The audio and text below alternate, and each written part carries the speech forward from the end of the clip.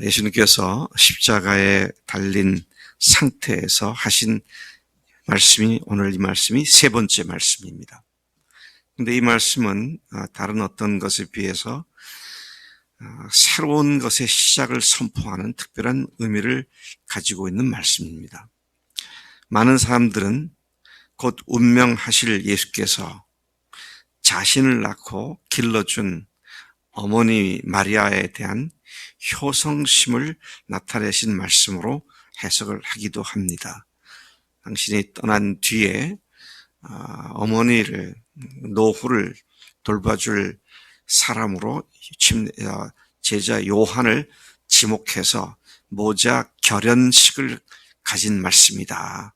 그렇게 해석을 합니다. 물론 그런 의미로 해석하는 것을 전적으로 틀렸다든지 이런 말씀은 그 말씀이 전혀 아니라든지 그렇게 말할 필요는 없습니다. 그런데 우리가 본문에서 다시 좀 더 깊이 살펴볼 것 같으면 예수님께서 하신 이 세 번째 말씀은 효성심 그 이상의 깊고 높은 의미를 가진 것으로 해석됩니다. 그것은 새로운 가족, 새로운 종류의 가족의 선포라고 말할 수 있습니다. 예수님은 골고다, 곧 해골이라는 곳에서 십자가에 못 박히셨고 또 그와 함께 다른 두 강도들, 두 사람도 좌우편에 못 박혀 십자가에 달렸습니다. 그리고 그분을 십자가 형벌에 처하도록 언도한 빌라도 총독이 예수님이 달린 십자가 위에다가 그가 사형당하는 죄목을 써서 폐에 붙였습니다. 그것도 세 언어로 헬라어, 히브리어, 헬라어, 그리고 로마어 이 세 3개국어로 나사 예수 유대인의 왕이라는 죄패를 십자가에 붙였고 많은 유대인들이 이것을 읽더라. 그렇게 말씀을 기록하고 있습니다. 예수님이 분명히 죽으신 것은 왕의 자격으로 죽으셨다는 사실을 강력하게 암시하는 마태를 통한 기록이라고 보여집니다. 자, 21절에 보니까 이와 같은 그 총독의 행위에 대해서 불만스러웠던 유대인의 대제사장들이 빌라도에게 다시 요청을 합니다. 그렇게 유대인의 왕이라고 쓰지 말고 자칭 유대인의 왕이라고 그렇게 쓰라고 요청을 했습니다. 그들은 종교적인 이유로 예수님을 죽인 것을 분명하게 하기를 원했지만 그러나 빌라도는 무고한 사람을 죽일 수 없으니까 자기가 예수님을 신문한 뒤에 손을 씻고 털면서 이 사람의 피해에 대해서 내가 상관이 없다라고 말할 만큼 그는 죄가 없다고 선포했던 그가 그를 언도한 만큼 자기의 언도 행위를 정당화시키기 위하여 죄수의 죄패에다가 로마를 거역한 자칭 유대인의 왕이라고 하는 이 자를 내가 처형한다. 그런 의미로 붙였던 것으로 이해가 됩니다. 자, 그런 요청에 대해서 빌라도는 아니, 내가 쓸 것을 썼다. 그렇게 잘라버리죠. 23절에 보니까 예수를 십자가에 못 박아 매달았던 군인들은 예수님의 옷을 취해서 겉옷은 4조각으로 나누어 가졌고 속옷은 통으로 짠 것이고 한 번도 칼질이나 가위질을 하지 않았기 때문에 4사람이 제비를 뽑아서 그 중에 한 사람이 그것을 가졌다. 마태복음을 통해서 그렇게 기록하고 있는데 이는 시 28편 18절 말씀 그들이 내 옷을 나누고 내 옷을 제비 뽑나이다 라고 하신 말씀을 응하게 하려 하기 위해서 그렇게 했다라고 마태가 해석해서 기록을 해주고 있습니다. 십자가 현장에서 되어지는 하나하나 일들을 보면 계속해서 마태도 요한도 이에 이런 말씀이 응했다. 또는 예수께서 말씀을 응하게 하시려고 이렇게 하셨다. 마지막 순간까지 메시아에 대한 기록의 예언의 말씀대로 예수님께서 그대로 이루심으로 후대라도 말씀과 다른 그런 사람으로 메시아라고 말할 수 없다라는 어떤 빌미도 남기지 않고 정확하게 말씀을 성취한 그런 모습을 오늘 마태도 그렇게 기록을 해주고 있습니다. 바로 그 현장, 십자가 곁에 예수님의 모친 마리아와 그의 이모와 글로바의 아내 마리아, 그리고 막달라 마리아, 이 네 여인이 서 있었습니다. 그리고 그들은 그 모든 것을 다 보고 있었습니다. 그 십자가의 고통의 시간에 예수님의 눈에 이 네 여자들이 들어왔고, 주님은 어머니 마리아와 함께 곁에 있던 요한을 바라보았습니다. 그리고 오늘 이 말씀, 세 번째 말씀을 하셨습니다. 여자여 보소서 아들이니이다. 요한을 가리켜 당신의 아들입니다. 그렇게 말을 하고요. 그리고 또 이어서 제자 요한에게는 보라 네 어머니니라 라고 말씀을 하십니다. 이 말씀은 자신이 세상을 떠난 후 어머니와 요한을 모자 관계로 결혼하여서 어머니의 노후를 부탁하는 의미 그 이상을 가지고 있는 말씀입니다. 물론 그 27절에 보면 이때로부터 요한이 그 사랑하는 제자가 마리아를 모셨다. 그 모친을 모셨다. 그렇게 되어 있습니다만 단순히 한 여인의 노후를 책임지는 그 이상의 의미를 갖고 있는 것이 본문 말씀이라고 해석이 되어지는 것입니다. 이것은 예수님의 지상사역 완성으로 생겨나게 될 새로운 종류의 인류로서 새 피조물들 간의 영적 하늘 가족 관계를 만드시는 것으로 창세 전부터 하나님께서 계획하셨던 하늘 가족 공동체의 시작을 말씀하시는 의미로 이해가 됩니다. 여기서 주목해 볼 필요가 있는 것은 예수께서 어머니 마리아를 여자여라고 부른 사실입니다. 이제는 더 이상 인간적인 모자 관계에 갇힌 것이 아니라 창조주 하나님과 새로운 피조물로서의 관계를 강하게 암시하는 말씀으로 이해가 됩니다. 이 본문 말씀은 그때로부터 그 제자인 요한이 마리아를 자기 집에 모셨다고 말합니다. 하늘 가족으로서 요한에게 어머니 마리아는 어머니로 모시려고 사는 것은 너무도 당연한 일이었기 때문이죠. 다시 말하면 그가 예수님의 어머니 마리아를 자기의 어머니로 하늘 가족으로 받아들였고 모셔드렸다. 그런 말씀인 것입니다.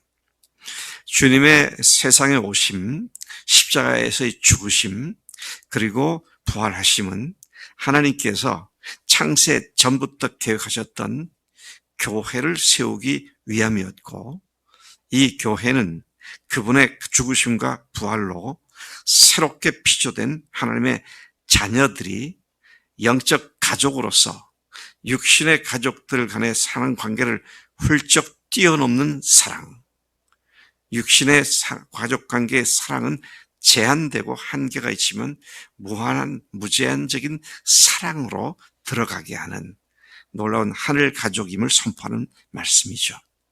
이 무제한의 사랑은 어디까지 사랑하는 겁니까? 내가 너희를 사랑한 것 같이 너희도 서로 사랑하라는 새 계명이 실제가 이루어지는 그런 사랑을 의미하는 것이죠.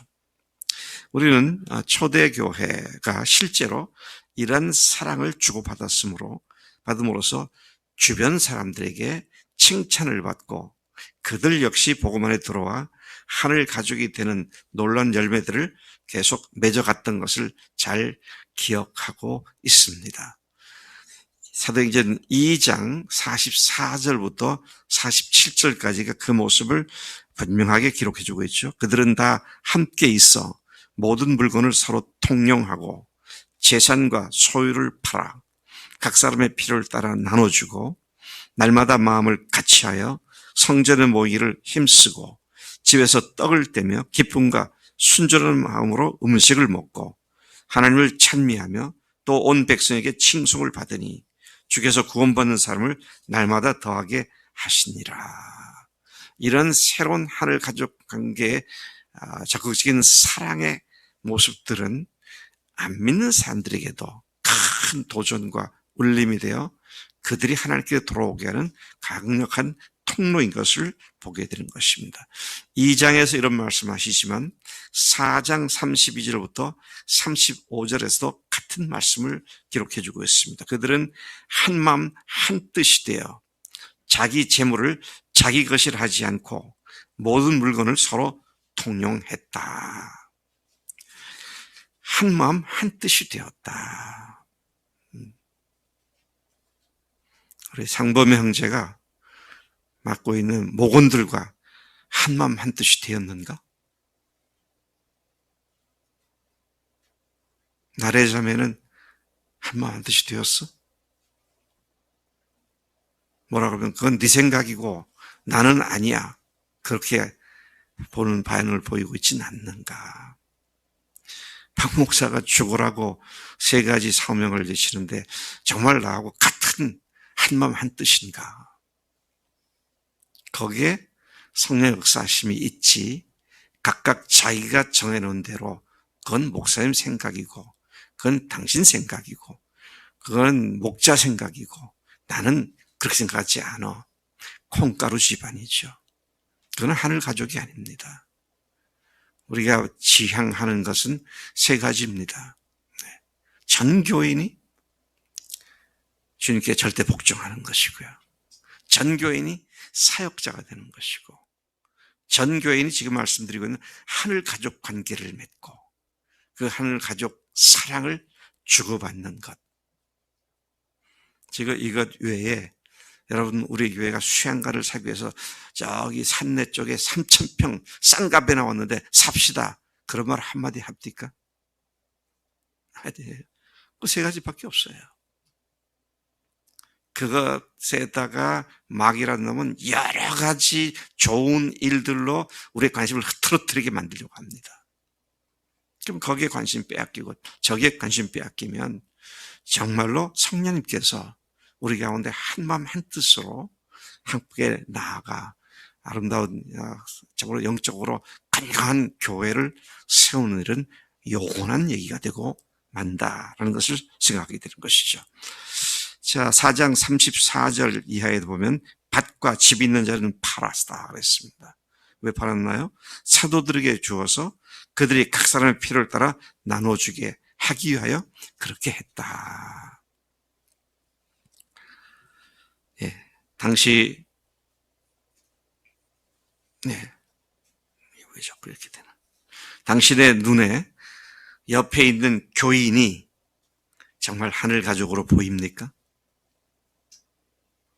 네. 대훈 형제 지금 이렇게 옆에 좌우 들어보니까 옆에 아무도 없네. 여러분 하늘 가족으로 받아들인다는 말, 제가 받아들인다 그런 지금 표현을 쓰고 있는데 이게 참 중요한 결단입니다. 아, 에린이가 하늘 가족이구나. 그러면 하늘 가족으로 여기고 내 마음에 받아들일 겁니다.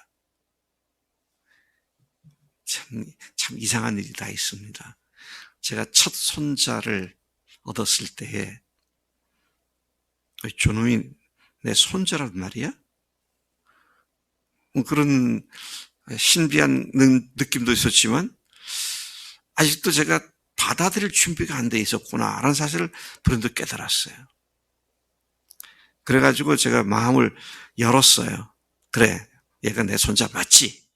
그럼 맞지라고 확인한 뒤부터는 그 이상한 마음이 없어지더라고요. 네. 여러분 옆에 있는 우리 믿음의 식구들이 그냥 우리 정경래 자매가 하늘 가족이 맞구나. 마음을 활짝 열고 그리고 가족으로 관계를 맺고 사랑을 주고받고 이제 그렇게 하면 가족으로서의 그 복됨을 서로 누릴 수 있게 되죠. 근데 그렇지 않으면 그냥 하늘 가족이다 그러면 그 말 한마디 함으로 다 그냥 모든 게 다 해결되는 게 아니더라고요. 더더구나 문제가 생겼을 때 하늘 가족보다는 원수가 돼가지고 이럴 수도 있잖아요. 근데 우리 재민이 엄마한테 물어봅시다. 재민이가 말 안 듣고 그러면 원수시해요? 왜 안 그래요? 나 같으면 그럴 것 같은데? 아니, 잘못 가리고 잘 가시고 그거 전에 내 새끼잖아. 그렇죠? 재민이가 그렇게 엄마 속색이다가도 또 어떤 때는 또 엄마 미안해요. 잘할게요. 그런 거 가족이에요. 이제 그렇게 여러분 그래서 옆에 있는 우리 형제 자매들을 그렇게 가족으로 한다면 못마땅한 것도 있죠. 서로 보면. 그런데 그거보다는 주님 안에서 바라보는 눈이 더 크기 때문에 그걸 용납해주고 용서해주고 받아주는 그런 여유로움과 너그러움이 하늘 가족으로 받아들이고 서로 그렇게 관계를 맺을 때 그게 가능한 줄로 믿습니다. 자, 이런 얘기를 하면 예, 목사님 그렇게 하겠는데 그 사람 하는 거 봐서 할게요. 뭘 봐요? 봐봐야 별로 좋을 거 없어요. 냄새만 나지. 근데 그런 상황에 하늘 가족이라는 이유가 그것들을 모두 감싸고 넘어가는 그래서 그가 그 사랑으로 또 변화되는 그런 삶이 우리 그리스도인의 삶인 줄로 믿습니다. 하나님 아버지 감사합니다. 우리를 홀로 고아와 같이 남겨두지 아니하시고 우리에게 하늘 가족들을 허락해 주시고 하늘 가족들로서 서로 돌아봐 사랑과 선행을 격려하게 하시니 감사합니다. 하나님 그저 다른 사람에게 좋은 마음으로 대하라고 하신 것이 아니라 가족으로 대하고 가족으로 사랑하라 하셨으니 하나님 이 주님이 말씀하신 이 수준을 하나님 낮추지 않게 하시고 그런 아름다운 하늘 가족의 사랑 공동체의 모습이 우리 교회에 나부터 이루어지도록 성령님 은혜를 더해 주시기를 원합니다. 하나님 이 고난주간 주님께서 받으신 모든 고난의 이유가 바로 나를 구원할 뿐만 아니라 하나님의 하늘 가족 공동체인 교회를 세우기 위함임을 저희들이 아는데 이제 하나님께서 우리를 교회 속에 들어오게 하셨고 이 사랑으로 가득 찬 우리 교회가 되게 하실 줄로 믿습니다. 감사하고 예수님의 이름으로 기도로 삼나이다. 아멘. 아멘.